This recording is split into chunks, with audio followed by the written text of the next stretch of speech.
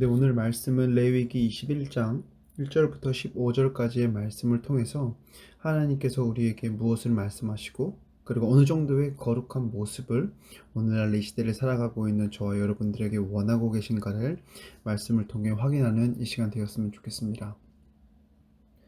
오늘도 이 말씀, 오늘 우리에게 주신 이 말씀을 조금이나마 잘 이해하기 위해서 레위기가 기록된 목적을 되짚어보고 본문의 말씀으로 들어가 보도록 하겠습니다. 레위기의 말씀은 하나님의 선택을 받은 이스라엘 백성들이 거룩하신 하나님께 나아오기 위해 그들이 지켜야 하는 방법들을 하나님께서 알려주시는 말씀입니다. 하나님은 거룩하신 분이었지만 이스라엘 백성들은 그렇지 못했습니다. 따라서 거룩하지 못한 이스라엘 백성들이 거룩하신 하나님께 나아오기 위해서는 그들이 거룩하게 구별될 필요가 있었습니다. 하나님께서는 이스라엘 백성들이 거룩하게 구별되고 하나님께 나아올 수 있는 방법들을 레위기의 말씀을 통해서 알려주셨습니다. 특별히 오늘 저와 여러분들이 묵상하게 될 본문의 말씀은 이스라엘 백성들 가운데서 제사장들 그리고 대제사장들이 지켜야 할 거룩한 삶의 모습들에 대해서 알려주고 있습니다. 자, 그래서 오늘 제사장과 대제사장들의 삶 속에서 거룩하게 구별되어야 하는 부분들이 언급되고 있는데, 특별히 장례와 관련해서 그리고 또 결혼 대상자에 관련해서 언급이 되고 있습니다. 과연 제사장과 대제사장들은 장례 때에 그리고 결혼 대상자를 선정하는 문제에 있어서 어떻게 다른 사람과는 달리 구별되어야 했는지를 우리 이제 구체적으로 본문의 말씀을 통해 한 절 한 절 살펴보도록 하겠습니다. 자, 먼저 오늘 본문의 말씀 1절부터 9절까지가 제사장에 관련된 내용입니다. 그리고 10절부터 15절까지의 말씀이 대제사장에 대한 내용입니다. 자, 먼저 제사장에 대해서 언급이 되고 있고 제사장이 장례와 관련돼서 지켜야 할 규례들이 언급됩니다. 1절의 말씀을 보시면 오늘 이 말씀에 이 본문에 대상자가 누구인지가 언급됩니다. 여호와께서 모세에게 이르시되 아론의 자손 제사장들에게 말하여 이르라. 제사장들에게 대한 내용임을 명시해 주고 있는 것입니다. 자, 그러면서 뭐라고 말씀해 주시냐면 그의 백성 중에서 죽은 자를 만짐으로 말미암아 스스로를 더럽히지 말려니와 라고 말씀해 주십니다. 이런 민수기 19장 11절의 말씀을 보면 사람의 시체를 만진 자는 이래 동안 부정하리니 라고 나와 있습니다. 죽은 사람의 그 시체, 죽은 사람을 만진다는 것은 부정하게 되는 일이었습니다. 따라서 하나님께서는 죽은 자를 만짐으로 말미암아 너희들은 거룩하게 부정하게 되지 말라라고 얘기해 주십니다. 자, 그런데 제사장에게는 예외가 있습니다. 자, 2절 말씀을 보시면 그의 살붙인 어머니나 아버지나 아들이나 딸이나 또는 제사장의 형제나, 그리고 3절에 출가하지 아니한 처녀인 그의 자매로 말미암아서는 몸을 더럽힐 수 있느니라. 즉 아버지, 어머니, 아들, 딸, 그리고 자신 제사장의 형제, 그리고 제사장의 자매에 대해서만큼은 그 시체를 만질 수 있다라는 예외적인 부분을 두십니다. 자, 근데 3절의 말씀 보시면 자매에 대해서는 한 가지 추가 조건이 붙습니다. 출가하지 아니한 처녀인 그의 자매. 여러분, 여인이 결혼해서 출가하게 되면 당시의 문화에서는 그 제사장의 가문을 떠나 다른 가문의 사람이 된다라고 여겼습니다. 그럼 그렇기 때문에 결혼한 자매에 대해서는 다른 집안의 사람들이기 때문에 가족의 범주 안에 두지 않았던 것 같습니다. 따라서 결혼하지 아니한 사람은 아직까지 제사장의 가문의 가족으로 남아있기 때문에 그 여인에 대해서만큼은 그 여인이 죽었을 때 시체를 만질 수 있다라고 이렇게 언급을 해주시는 것입니다. 자, 이와 관련해서 여러분 4절의 말씀을 살펴봐야 하는데, 여러분들과 제가 가지고 있는 개역개정의 성경으로는 3절과 4절의 말씀을 쉽게 매끄럽게 연결시킬 수가 없습니다. 자, 근데 3절과 4절이 잘 왜 연결되어 있는 말씀인가를 알아보기 위해서는 다른 번역본의 성경을 찾아볼 필요가 있는데, 제가 쉬운 말 성경과 쉬운 성경을 먼저 읽어드리도록 하겠습니다. 자, 이 성경에서 레위기 21장 4절은 어떻게 언급되고 있냐면, 자, 먼저 쉬운 말 성경입니다. 하지만 처가의 식구가 죽으면 그로 인해 자기 몸을 더럽혀서는 안 된다. 그 다음으로 쉬운 성경입니다. 그러나 제사장이 한 여자의 남편이라면 아내의 친척이 죽었을 경우 제사장은 그들 때문에 몸을 더럽히지 마라. 즉 3절에서 출가하지 아니한 자매에 대해서 언급이 되어 있고, 4절의 말씀은 출가한 자매, 즉 결혼한 자매에 대해서 언급해 주고 있는 것을 볼 수 있습니다. 다른 사람의, 다른 가족의 일원이기 때문에 그들에 대해서만큼은 그들의 시체를 만짐으로 말미암아 더럽혀 속되게 하면 안 된다. 즉 처가의 식구까지는 자기의 제사장의 집안의 식구보다는 조금 먼 거리에 있는 가족들이기 때문에 그들에 대해서만큼은 시체를 만짐으로 더럽혀서는 안 된다라고 얘기해 주시는 것입니다. 자, 그리고 또 이제 5절 말씀을 넘어가 보면 지금 장래에 대해서 한창 언급이 되고 있는데 약간은 엉뚱한 표현들이 언급이 되면서 이러한 것들을 하지 말라라고 언급됩니다.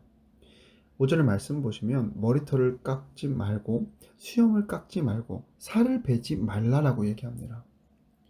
여러분, 이와 같은 행동이 왜 장래에 대해서 언급이 되면서 같이 기록되어지고 있냐면, 이러한 행동이 바로 슬픔을 애도하는 표현들이기 때문입니다. 행동들이기 때문입니다. 자신이 가까운 사람들의 죽음으로 말미암아 머리털을 깎고 수염을 깎고 살을 뱀으로 말미암아 자신의 슬픔을 표현했던 것이 당시의 사람들의 모습이었던 것 같습니다. 따라서 하나님께서는 이러한 것들을 행하지 않음으로 인하여서 너희들이 다른 사람들과 구별되라.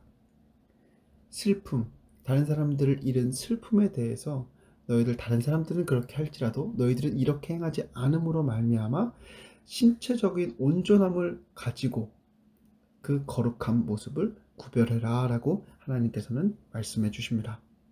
자, 그러면서 1절부터 5절까지 제사장들이 이러한 일들을 지켜야 하는 이유가 6절에 기록되어 있습니다.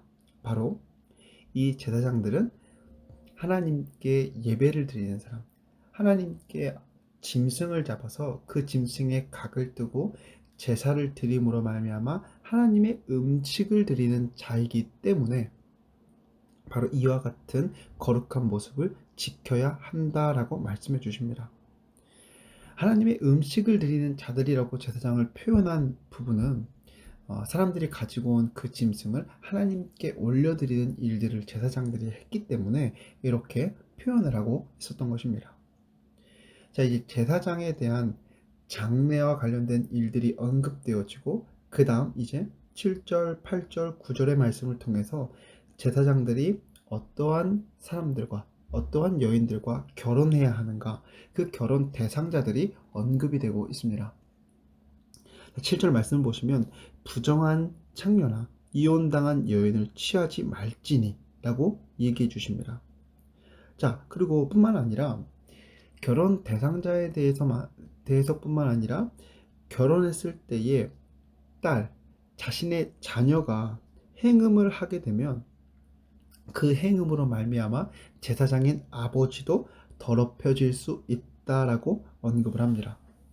그래서 이 제사장이라는 직책은 자기 자신뿐만 아니라 자신의 가족 구성원들까지도 거룩한 모습으로 구별되는 것을 하나님께서 원하셨다는 것을 우리가 기억해야 합니다.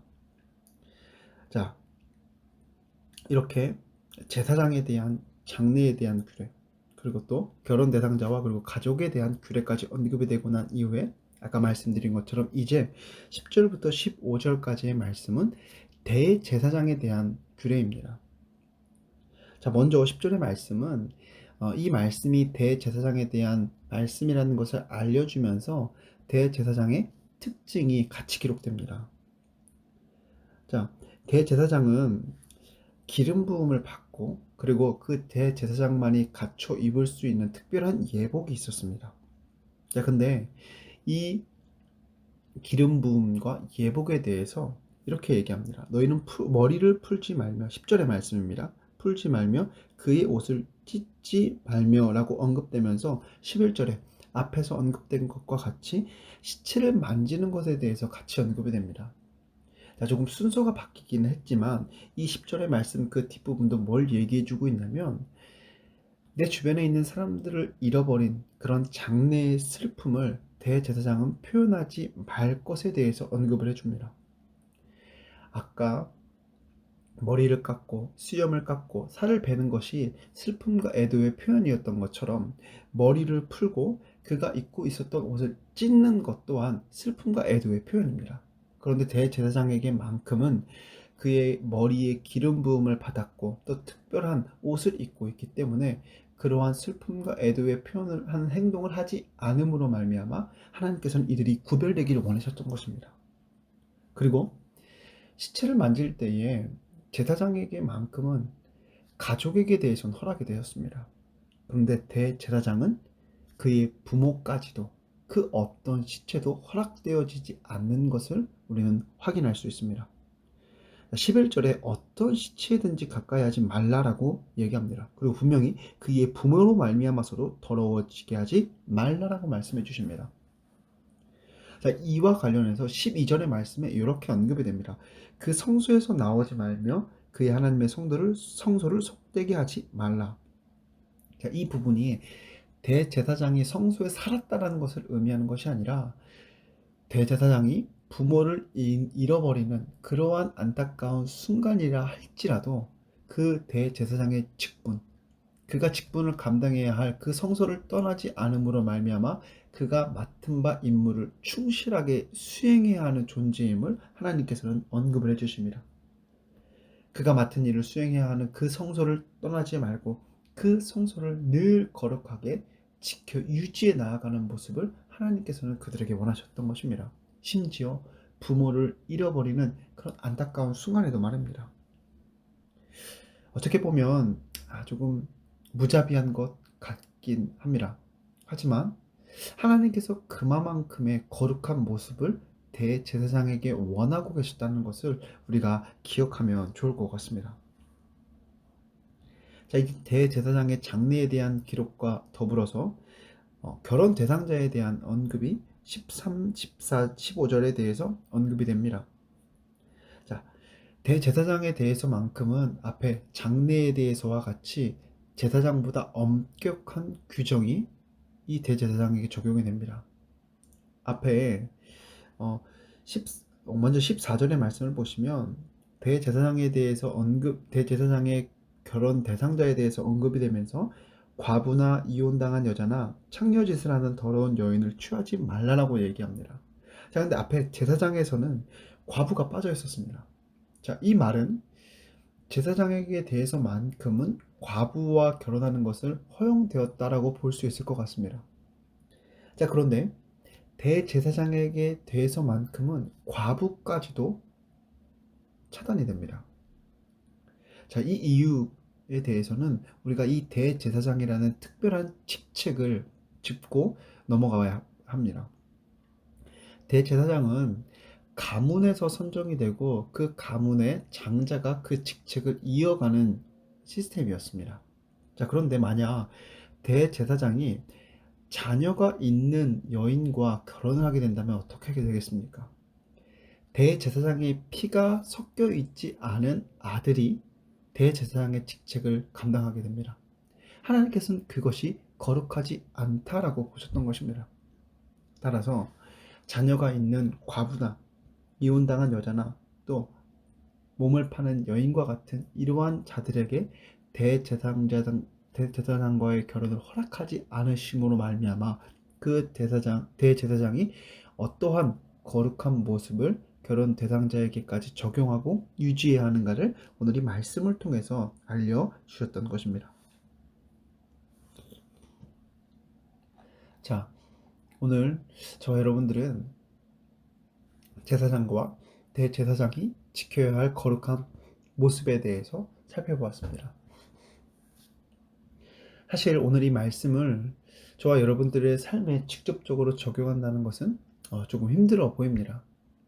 하지만 저는 오늘 이 말씀을 통해서 우리가 기억하기 원하는 것은 하나님이 원하시는 거룩의 정도가 어떠했는가를 기억했으면 좋겠습니다. 당시의 제사장과 대제사장들은 자신이 아끼는 사람을 잃어버리는 그 슬픔도 표현하지 못할 정도의 거룩을 하나님께 나아가기 위해 지켜왔습니다.